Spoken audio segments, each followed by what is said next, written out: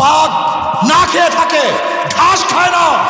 বাংলাদেশের মানুষ ক্ষুধার্ত থাকবে, বস্ত্রহীন থাকবে, অন্নহীন থাকবে, কিন্তু কার গোলামি করতে পারে না।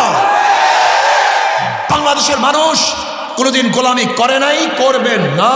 আর বেয়াকুবের গোষ্ঠী তোমরা রাস্তায় ধুকে ধুকে মারো। শেখ হাসিনার পিয়ন থাকবে হেলিকপ্টারে, আর তুমি থাকবে রাস্তার নর্দমার মধ্যে। তারা ভালো খাবে আর তুমি না খেয়ে থাকবা। তারা বস্ত্র পরিধান করবে, তুমি বস্ত্রহীন থাকবা। তারা হাজার তারা বিল্ডিং এ থাকবে আর তুমি গাছ তারাই ঘুমাবা।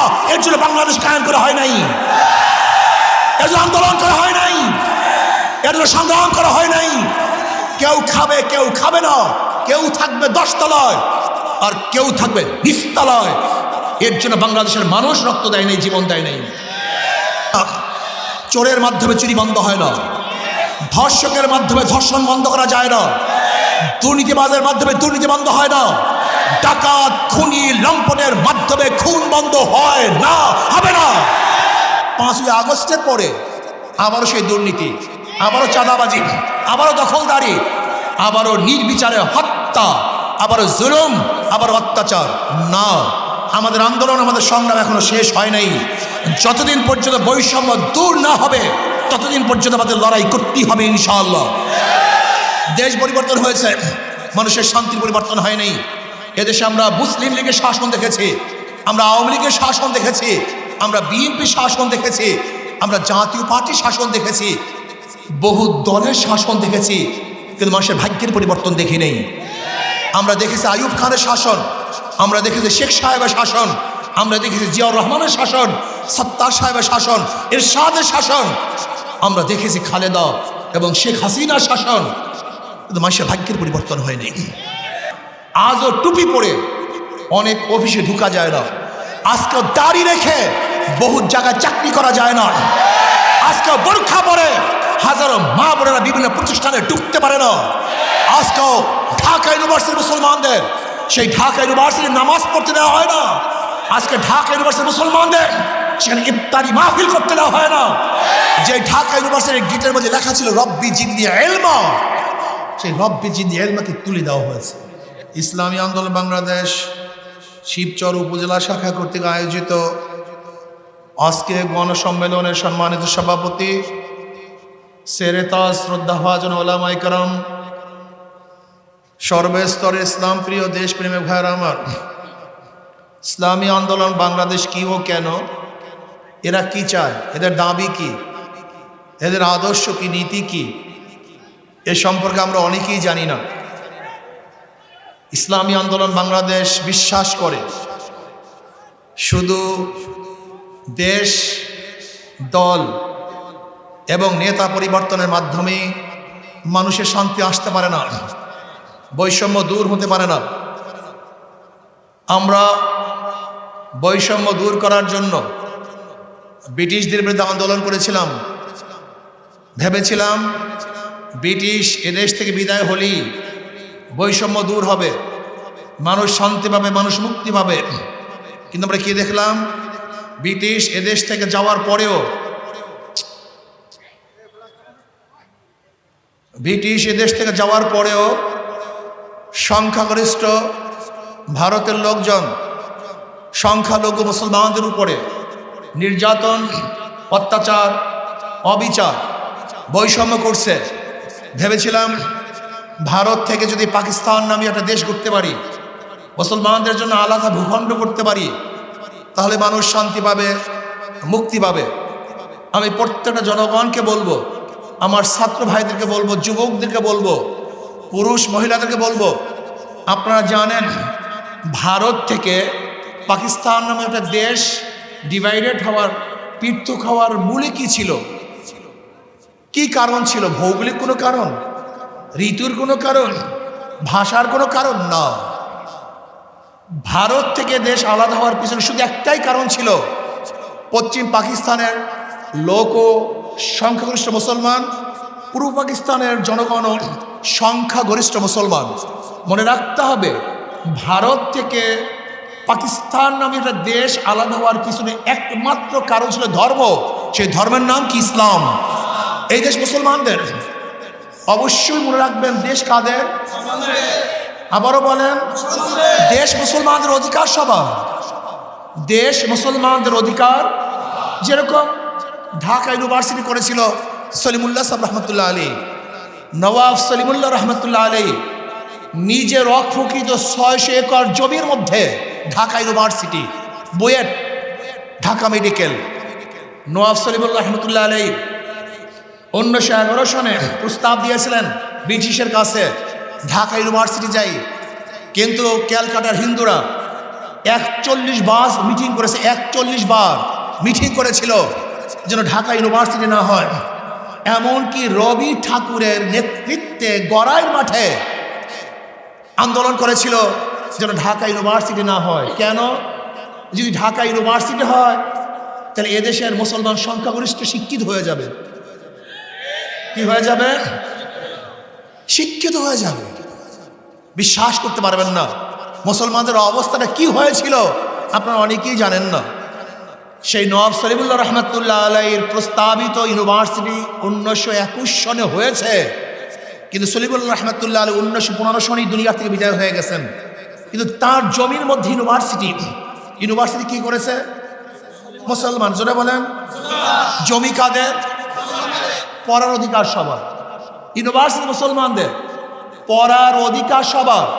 আলিগড় ইউনিভার্সিটি যেটা ভারতে, ওটা মুসলমানদের ইউনিভার্সিটি, পড়ার অধিকার সবার।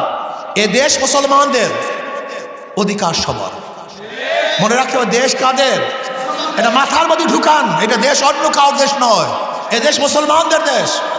এখনো 92% মুসলমান, কাজে অধিকার সবার। ভেবেছিলাম পাকিস্তান নামে একটা দেশ গঠন করতে পারলে বৈষম্য দূর হয়ে যাবে, মানুষ শান্তি পাবে, মুক্তি পাবে।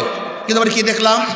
পশ্চিম পাকিস্তানের মানুষগুলি পূর্ব পাকিস্তানের মানুষের সাথে বৈষম্য করছে, তাদের অধিকার ফিরিয়ে দিচ্ছে না। ভেবেছিলাম যদি পশ্চিম পাকিস্তান থেকে পূর্ব পাকিস্তানকে ভাগ করতে পারি, আলাদা করতে পারি, তাহলে আমরা শান্তি পাবো, মুক্তি পাবো, বৈষম্য দূর হবে। এর জন্য 71-এ বাংলাদেশ নামে একটা দেশ আমরা পাকিস্তান থেকে ভাগ হয়ে আলাদা হয়েছিলাম। ভেবেছিলাম এবার মুক্তি পাবো, শান্তি পাবো, নিরাপত্তা লাভ করব, মানুষের থাকবে না অশান্তি, যেখানে থাকবে না বৈষম্য, যেখানে শান্তি, যেখানে থাকবে মানুষের অধিকার। কিন্তু কি দেখলাম? আজকে 71 থেকে 53 বছর পর্যন্ত, 71 থেকে 24 সাল পর্যন্ত, 53 বছর পর্যন্ত যারা এই ক্ষমতায় ছিল তারা বৈষম্য দূর করতে পারে নাই, মানুষের অধিকারকে ফিরিয়ে দিতে পারে নাই, জেলের অধিকার প্রতিষ্ঠিত হয় নাই, শ্রমিকের অধিকার প্রতিষ্ঠিত হয় নাই। আবারও 2024-এ বৈষম্য বিরোধী আন্দোলন করলাম, সংগ্রাম করলাম। মানুষ জীবন দিয়েছে, রক্ত দিয়েছে, মানুষ আহত হয়েছে, নিহত হয়েছে। জীবনের মায়া ত্যাগ করে রাস্তায় নেমেছিলাম যেন মানুষ শান্তি পায়, মুক্তি পায়। লেকিন আমরা কি দেখলাম? 5ই আগস্টের পরে আবারও সেই দুর্নীতি, আবারও চাঁদাবাজি, আবারও দখলদারি, আবারও নির্বিচারে হত্যা, আবারও জুলুম, আবারও অত্যাচার। না, আমাদের আন্দোলন, আমাদের সংগ্রাম এখনো শেষ হয় নাই। যতদিন পর্যন্ত বৈষম্য দূর না হবে ততদিন পর্যন্ত আমাদের লড়াই করতেই হবে ইনশাআল্লাহ।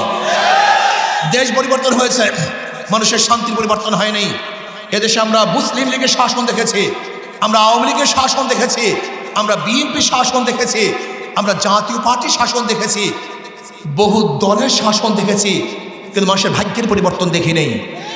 আমরা দেখেছি আইয়ুব খানের শাসন, আমরা দেখেছি শেখ সাহেবের শাসন, আমরা দেখেছি জিয়াউর রহমানের শাসন, সত্তার সাহেবের শাসন, এরশাদের শাসন, আমরা দেখেছি খালেদা এবং শেখ হাসিনার শাসন, কিন্তু মানুষের ভাগ্যের পরিবর্তন হয়নি, মানুষ মুক্তি পায়নি।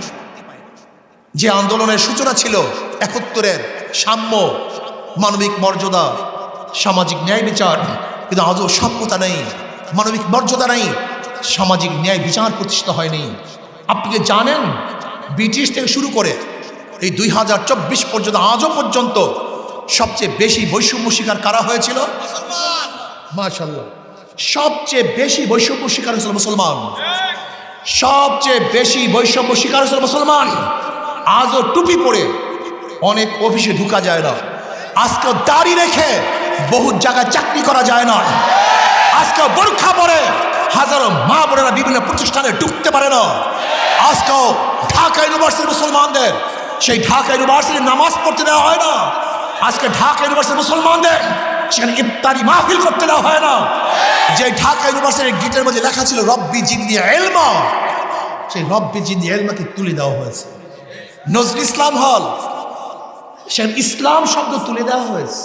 আপনি বিশ্বাস করতে পারবেন 92% মুসলমানদের দেশে কি করা হয়েছিল? গোটা বাংলাদেশের সমস্ত মানুষকে নাস্তিক বানাবার চক্রান্ত চলছিল। শিবচরে ভাইরা, আপনারা অনেকেই আওয়ামী লীগ করেন আমি জানি, কিন্তু আমি প্রশ্ন করতে চাই, আপনি কি জানেন আওয়ামী লীগ শিক্ষা কারুকলামের মধ্যে কি পরিবর্তন করেছিল? আপনারা জানেন না। শিক্ষা কারুকলামের মধ্যে এই আওয়ামী লীগ দারুইনের নাস্তিকবাদ প্রতিষ্ঠা করেছিল, যেখানে লেখা হয়েছে দি অরিজিন অফ ম্যান, মানুষের আদি উৎস কি, সেখানে প্রমাণ করা হয়েছে মানুষ মানুষ থেকে না, মানুষ জানোয়ারের থেকে। যদি আমাদের বাচ্চাদের মাথার মধ্যে ঢুকে মানুষ মানুষ থেকে না, মানুষ জানোয়ারের থেকে, তাহলে এই মানুষ আর মুসলমান থাকবে না, সে নাস্তিক হয়ে যাবে। শিক্ষা ও সংস্কৃতির মধ্যে হীন এমন কোনো দুষ্টামি নাই যে দুষ্টামি ঢুকানো হয় নাই। একটা যুবক যুবতী কিভাবে প্রেম করবে, একটা যুবক বড় হওয়ার পর তার পরিবর্তন কি হবে, একটা মেয়ে বড় হওয়ার পরে তার শারীরিক কি গঠন পরিবর্তন হবে, একটা মেয়ে এবং ছেলে হাত ধরে কিভাবে হাঁটবে, কিভাবে ফার্স্ট প্রেম নিবেদন করবে, বাপ মার সাথে কিভাবে বেয়াদবি করবে, কিভাবে মিন্সের কাপড় কোন জায়গায় রাখবে, তাও পর্যন্ত এই শিক্ষার মধ্যে শেখানো হয়েছে, যেখানে লজ্জা বলতে কিছু নেই। আপনি কি জানেন এই গোটা বাংলাদেশটাকে নাস্তিক বানাবার চক্রান্ত চলছিল? শুধু কি তাই, এই বাংলাদেশটাকে বিক্রি করার ষড়যন্ত্র চলতেছে। ভারত একটা অঙ্গরাজ্য করার চক্রান্ত করছিল। যেরকম সিকিম একসময় স্বাধীন দেশ ছিল, কিন্তু লেন্দুক দর্জিকে ভারত কন্ট্রোল করার ভিত্তিতে সেই সিকিমকে ভারতের অধীনস্থ করেছে। ঠিক বাংলাদেশকেও ভারতের অধীনস্থ করার জন্য চক্রান্ত করতেছিল। কিন্তু আমি বিশ্বাস করি বাংলাদেশের মানুষ না খেয়ে থাকতে পারে, গোলামি করতে পারে না। বাংলাদেশের মানুষ ভুকা থাকতে পারে, কার পায়ের নিচে মাথা রাখতে পারে না। বাঘ না খেয়ে থাকে, ঘাস খায় না। বাংলাদেশের মানুষ ক্ষুধার্ত থাকবে, বস্ত্রহীন থাকবে, অন্নহীন থাকবে, কিন্তু কার গোলামি করতে পারে না। বাংলাদেশের মানুষ কোনোদিন গোলামি করে নাই, করবেন না ইনশাআল্লাহ।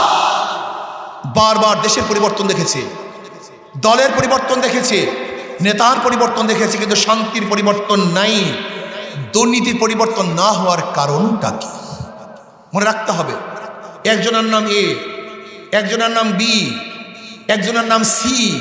এও চোর, বিও চোর, সিও চোর। ক্ষমতা আছে, সে কি করবে? হটাও এ, বসাও বি, সে কি করবে? হটাও বি, বসাও সি, সে কি করবে? কারণটা কি? নেতার পরিবর্তন হয়েছে, দলের পরিবর্তন হয়েছে, নীতি আদর্শের পরিবর্তন হয়নি। ওসি সাহেব পরিবর্তন হয়, ঘুষ সাহেব পরিবর্তন হয় না। এসপি সাহেব ট্রান্সফার হয়, ঘুষ সাহেব ট্রান্সফার হয় না।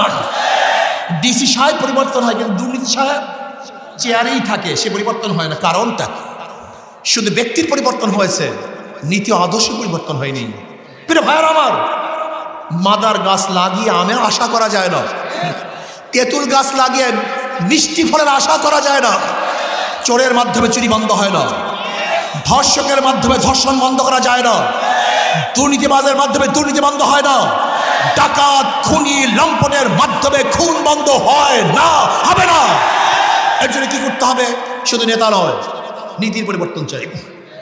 আজকে যেই সাম্য, মানবিক মর্যাদা, সামাজিক ন্যায় বিচারের জন্য আন্দোলন করেছিলাম, সংগ্রাম করেছিলাম, কিন্তু আজকে বাংলাদেশের অর্থনীতির অবস্থাটা কি? মাত্র 4 পরিবার 2 লক্ষ কোটি টাকা চুরি করেছে।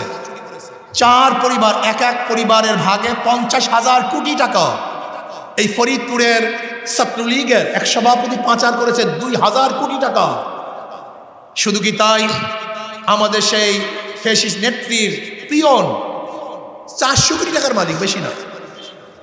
400, আমি বলি নাই, তিনি নিজে বলেছেন আমার পিয়ন 400 কোটি টাকার মালিক, আমার পিয়ন হেলিকপ্টারে ঘুরে।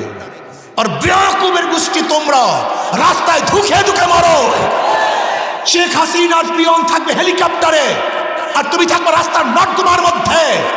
তারা ভালো খাবে আর তুমি না খেয়ে থাকবা। তারা বস্ত্র পরিধান করবে, তুমি বস্ত্রহীন থাকবা। তারা হাজার তারা বিল্ডিংয়ে থাকবে আর তুমি গাছ তারাই ঘুমাবা।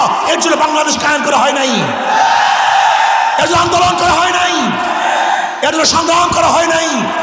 কেউ খাবে কেউ খাবে না, কেউ থাকবে 10 তলায় আর কেউ থাকবে নিচতলায়। এর জন্য বাংলাদেশের মানুষ রক্ত দেয় নাই, জীবন দেয় নাই। আমরা সাম্যতা চাই, শ্রমিকদের অধিকার চাই, কৃষকদের অধিকার চাই, জেলেদের অধিকার চাই, মজদুরদের অধিকার চাই, পুরুষের অধিকার চাই, মা বোনদের অধিকার চাই, মুসলমানদের অধিকার চাই, হিন্দুদের অধিকার চাই, খ্রিস্টানদের অধিকার চাই। বাংলাদেশে যত ধর্মের, যত বর্ণের, যত পেশার মানুষ আছে, সমস্ত মানুষের ন্যায্য অধিকার আমরা প্রতিষ্ঠিত করতে চাই। আজকে গরিবদেরকে বলবো, আমাদের খুব গরিব বাবারা নিজেরা গরিব হয়েছেন, বুদ্ধিটাকেও শেষ করেছেন। আপনি কি জানেন বর্তমান অর্থনীতি চলতে থাকলে কিয়ামত পর্যন্ত কোনো গরিব হবে না, ধনী হবে না। গরিব শুধু গরিবই হবে আর ধনী শুধু ধনী হবে।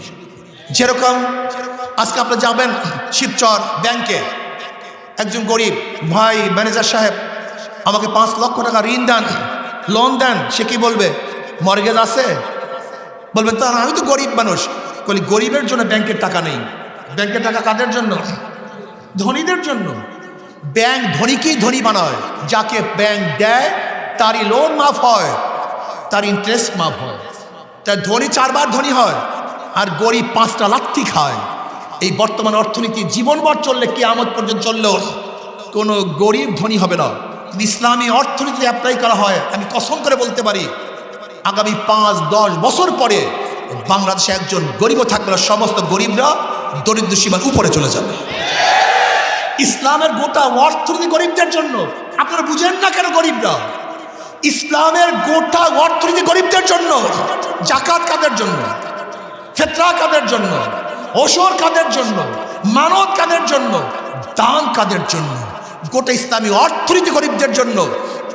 অথচ কপাল পোড়া গরিবদের কি নির্বাচনের সময় 500 টাকার নোট দেয়, আর আমার যুবক বামাদেরকে ফেন্সিডের বোতল দেয়, আর অবৈধ অস্ত্র দেয়। ওদের মাথা খারাপ করে এই দুর্নীতিবাজ রাজনীতিবিদরা আমাদেরকে শোষণ করেছে, আমাদেরকে চুরি করেছে, লুট করেছে, ধর্ষণ করেছে, আমাদের জুলুমের স্টিমুলার চালিয়েছে।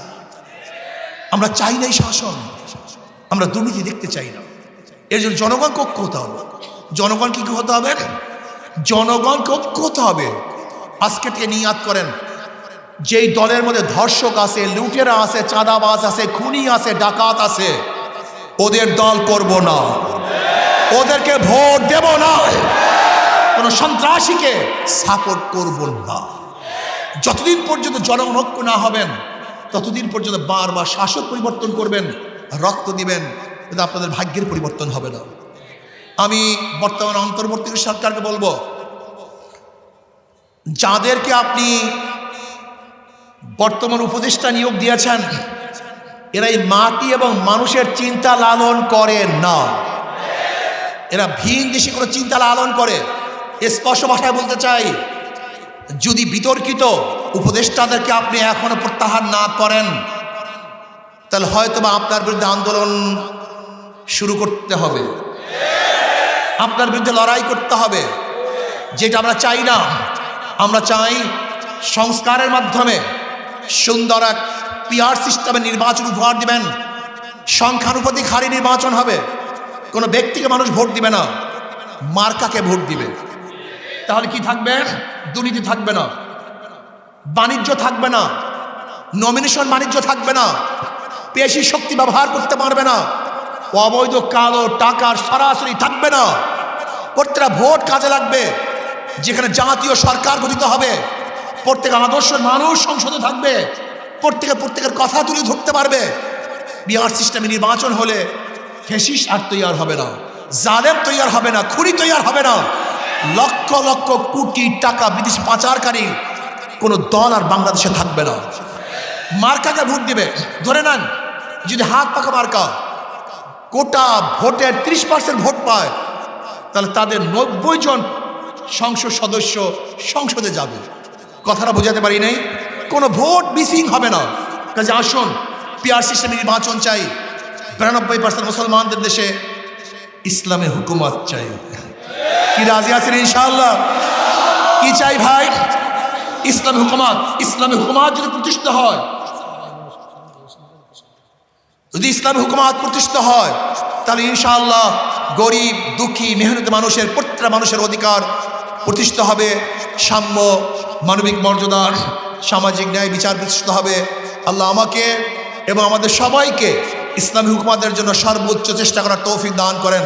রাজি আছেন ইনশাআল্লাহ? কে কে রাজি আছে? আল্লাহু আকবার, আল্লাহু আকবার। আল্লাহ আমাদের সবাইকে কবুল করে নেন।